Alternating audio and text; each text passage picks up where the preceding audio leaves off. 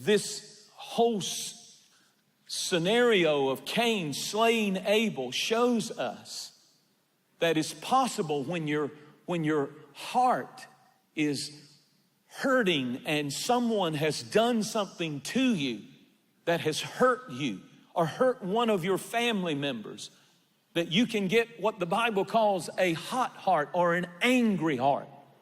And if you don't deal properly, the Bible didn't say that it's wrong to be angry. The Bible said be angry. That's part of the emotion. We're made in the image of God, and anger is an emotion that God has. So it's impossible to not get angry. He said be angry, but sin not. Be angry, but sin not. You can get an angry heart or a hot heart about something, an injustice that happens to you, but we must learn to control our spirits. Proverbs 14:17 said, he who is soon angered or quickly angered deals foolishly. The New Living says, short-tempered people do foolish things. The TM says, the hot-headed do things they soon regret. The Amplified said, he who foams up quickly deals foolishly and plots and plans his revenge. He who foams up easily. Listen to what he said. He who foams up quickly will soon do something foolish and plan and plot his revenge. Proverbs 22 said, an angry man stirs up fights and devises plots. Now keep that in mind, and I want to change gears just a little bit, lean in and listen to what I'm about to tell you. There was a man by the name of Antonio Stradivaris. He was born in the 1700s, and he perfected the craft of making violins. These violins that he made are considered to this day the greatest violins. They can make the most beautiful music of any violin up until this time. He's credited with making 900, I think approximately 900 handmade violins, 960. According to what period in his life that he made these violins determines the value of these 960, and some of them have been lost in different ways, so they only think that there's around 500 that are still in existence. The first period of Antonio Stradivaris' life was called the Long Period, and it was the time between the 1700 to 1725. And if you have a violin that was made in the long period of his life, that's when he was first starting out, the cheapest one would be worth hundreds of thousands of dollars. Recently, one of them that was said to have been played by a general to Napoleon around the campfires as he was conquering the world, it recently sold for $3.6 million. But there is another period of his life called the Golden Period. It's later in his life that if you have a violin that was made during that time, you're really in a good place and you don't know it. Maybe you picked it up in a garage sale and you don't even know you have a Stradivarius. But in 2014, Sotheby's auctioneer company had a Stradivarius violin. That starting bid began at $45 million.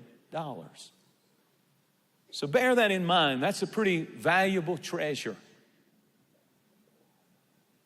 This is a story that I heard a minister share that I'm about to share with you about a minister friend of his that saw a Stradivarius that a woman in his church owned.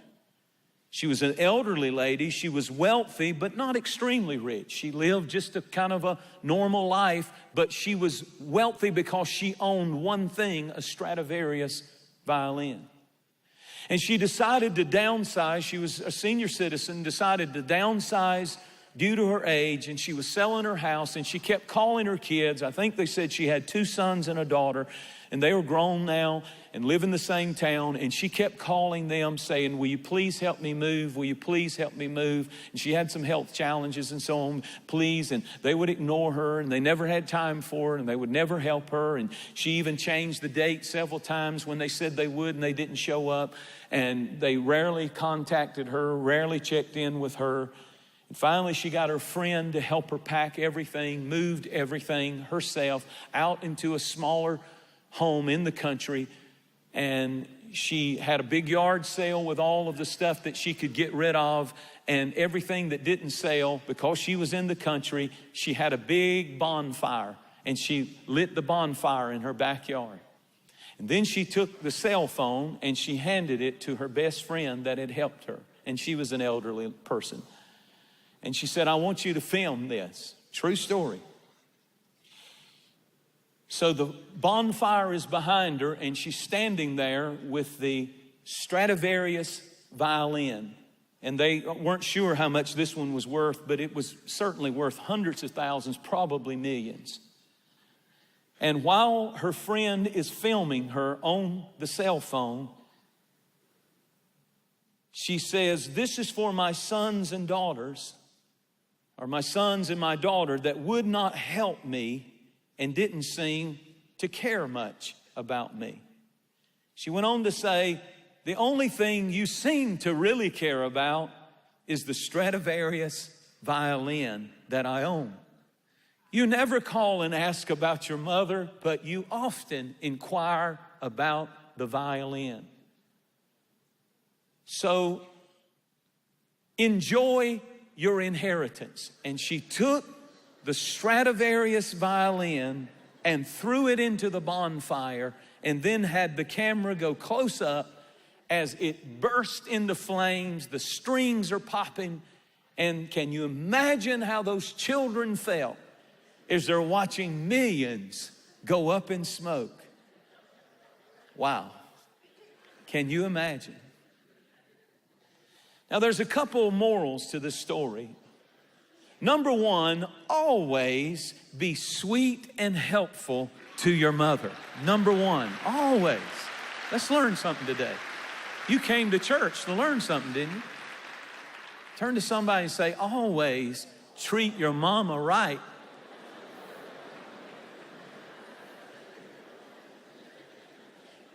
The second moral of this story is be careful what you throw into the flames of anger and resentment. I don't care how hot your heart gets. I mean, I know she was mad at these kids, but she could have sold it and gave a tremendous gift to Free Chapel, and we could have done so much with it for the Lord that I'm dreaming to do. But think about what I'm saying. This is a true story. She, in her anger and resentment, burned one of the treasures of the earth. We'll return to this important message in just a moment, but I wanted to share with you an incredible opportunity that we at Kingdom Connection have to partner with Pastor Tommy Barnett and Pastor Matthew Barnett at the Dream Center in Los Angeles to build the Freedom House Women's Veterans Home, a place just for female veterans, a place for them to find help and hope and healing from addiction and brokenness in their life. Through your generosity to help our most vulnerable veterans, these women will receive hands-on ministry. They will experience recovery and restoration through God's love. That's the only way they can be restored. And so today I'm asking you to help us build the Freedom House Women's Veterans Home. Help us make the dream come true for these women who have sacrificed for us all. Here's my announcer to tell you more. God is calling us at Kingdom Connection to do everything possible to help heal what has been broken. Sadly, thousands of American military veterans are living with deep wounds after years of service, often suffering with unspeakable pain and trauma. That is why we are partnering with the Dream Center to build the Freedom House Women's Veterans Home in the heart of Los Angeles. And that is why we are asking you to join hands with us today in this incredible outreach of compassion. Every gift makes a difference. When you make a gift today of $50 or more to help change the life of these precious veterans, we'll send you Jentezen Franklin's just released book, Love Like You've Never Been Hurt.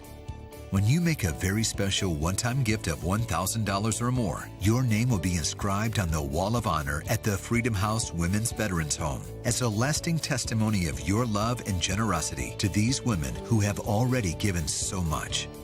You'll also receive a custom etched glass American flag for you to proudly display in your home or office. Don't wait. Go to jentezenfranklin.tv to give your gift. Hope for these precious women begins with you.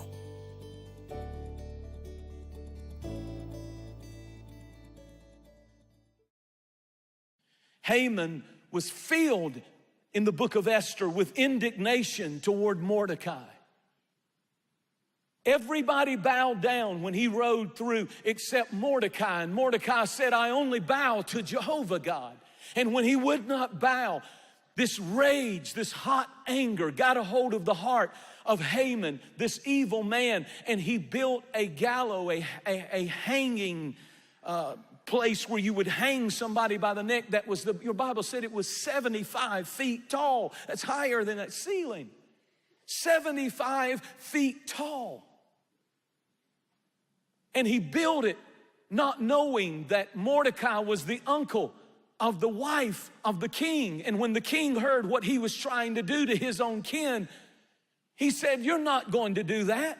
And he hung Haman in the 75-foot gallows that he meant to hang Mordecai the Jew. Not only did he hang him, but he hanged 10 of his sons were hung.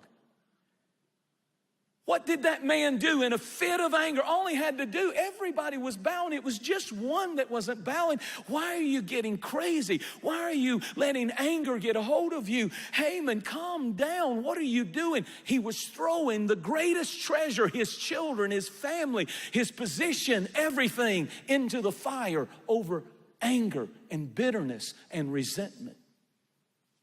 He burned the violin. You'll pay too much if you let unforgiveness and hatred. I wonder how many of you right now, what I'm saying to you is our families are our greatest treasure. Our families are more valuable than a Stradivarius violin. And how many times over arguments and over silly things sometimes, and sometimes serious things, but still you don't throw them into the fire. You don't, that's the thing that Sharice and I had to deal with when we went through things with our children, was they hurt us. They did things that offended us, and we had to make a choice. Are we gonna throw them into the fire and just cut them off and be done with them? Or are we going to see this is still a treasure? And God, they need our love. They need our forgiveness. They need us to be the parents that you want us to be. Nebuchadnezzar built an image and he said, everybody bow down when the music plays. And the Bible said 3 of his closest counselors, the Bible said he leaned on them. They were 10 times brighter. Shadrach, Meshach, and Abednego. They were his inside counselors. They were making him famous and rich. And he would ask them the hard questions and they had answers. But when he saw them not bowing down to his command, he brought them before him and he said, you either bow or you will burn. I'm about to throw you 3 Stradivarius violins into the furnace. And they said, "Oh, King, we respect you, but we don't bow to anybody but our God." And he said, and then they said something powerful. They said, "Our God can deliver us, but if not, he's still God, and we'd rather burn than bow." Isn't that powerful? And the Bible said, he said in a fit of anger, he needs them. They have been a tremendous asset to his kingdom. But in a fit of anger, he's having a falling out. His temper's out of control. His pride and his ego's out of control. And he's trying to throw these 3 treasures to the kingdom into the fire of anger and resentment. And the Bible said, he said, heat the furnace up 7 times hotter. And the guards got consumed when they opened the door. But those 3 Hebrew boys walked right into the fire.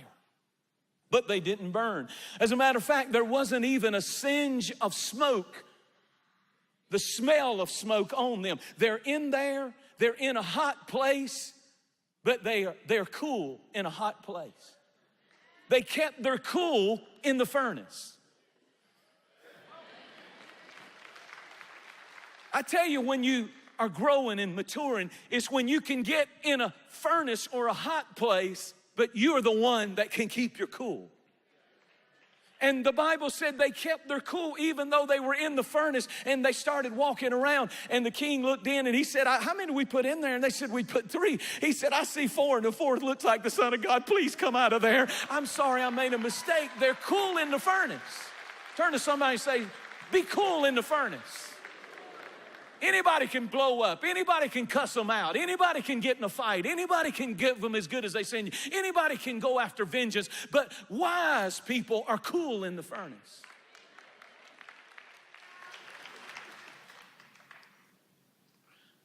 You know how many people are in prison off of one unguarded moment?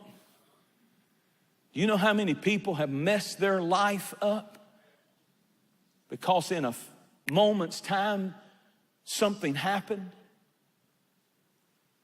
When we understand that we've got to control our spirit, not burn and destroy our greatest treasures.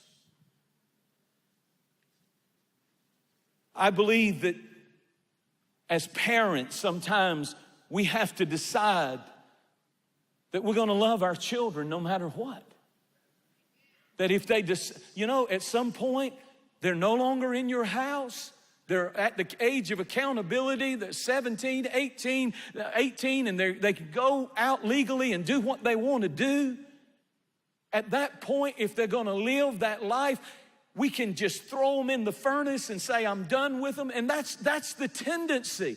Well, they're not living right, and I didn't raise them that way. Don't throw your greatest treasure in the fire. Stay in their life. I don't care what they're doing. I don't care how they're living. You stay in their life. Presence is everything.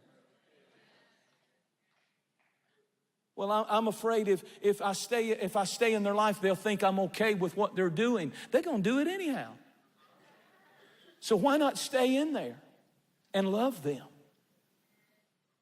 Our homes are our Stradivarius. Our marriages are our greatest treasure. Don't throw that husband in the fire. Don't throw that wife in the fire. Don't just, I'm done, I'm through with it. Fight for your family. If you're listening to me today and you would say that there is a hole in your heart, there is a broken place in your life, that you need the love of God, you need the forgiveness of God. Maybe you'd say, I've thought about throwing somebody into the fire, spiritually speaking. I'm dealing with unforgiveness. I'm dealing with resentment, with anger. I'm dealing with hurt. Why don't we just take a moment and give that pain, that situation to Jesus right now? He can heal the painful places in your life. But all of that begins with a relationship with Jesus. So pray this prayer. Say, Jesus, be Lord of my life. You forgave me when you hung on the cross. You didn't throw me away. You didn't throw me into the fire. You saw worth and value. And so today, I surrender my life to you. And now, by the power of the Holy Spirit, I speak freedom to you. I speak freedom from bitterness, from anger, from unforgiveness. I know God is setting you free. Hold on to your life's greatest treasures. Don't throw them into the fire, but believe that God can heal and restore and bring reconciliation in your family, in your life, and in all that you care and love about.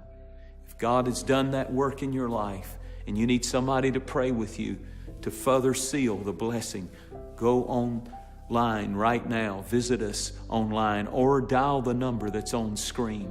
We want to hear from you. As I've been telling you about and casting the vision for, some weeks ago, I sat with Pastor Barnett at the Dream Center, and he began to share that one of the greatest needs that they have. But he said, we have a tremendous need We need something for veterans, particularly women veterans who are committing suicide at a high rate. Many of them have no families or no one that can help them. And I'm so honored to partner with him, and I need your help. It's going to cost hundreds of thousands of dollars for this project, but God has called us to do it. These women, veterans who have defended our freedom, now we're going to provide them a building, a place, a freedom house for women's veterans right on the property of the Dream Center. And I'm asking, I'm going to be bold today. I'm asking 300 of you to sow a one-time gift of $1,000 and say, I can make that happen. I can be a part. Maybe you're a veteran. Maybe you have a child who's a veteran. Maybe you know someone who you greatly respect and want to honor. I believe God is calling us to do this. Let's stand for our veterans. Let's stand for those who have defended our freedom and our right to worship God. And let's provide a healing place for them. Pray about what God would have you do today.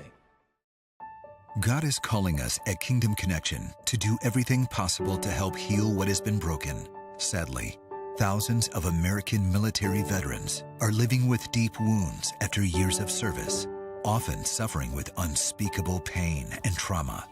That is why we are partnering with the Dream Center to build the Freedom House Women's Veterans Home in the heart of Los Angeles.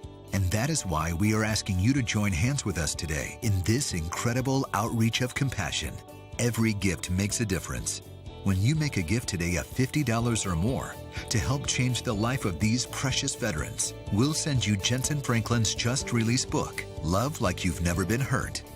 When you make a very special one-time gift of $1,000 or more, your name will be inscribed on the Wall of Honor at the Freedom House Women's Veterans Home as a lasting testimony of your love and generosity to these women who have already given so much. You'll also receive a custom etched glass American flag for you to proudly display in your home or office. Don't wait. Go to jentezenfranklin.tv to give your gift. Hope for these precious women begins with you.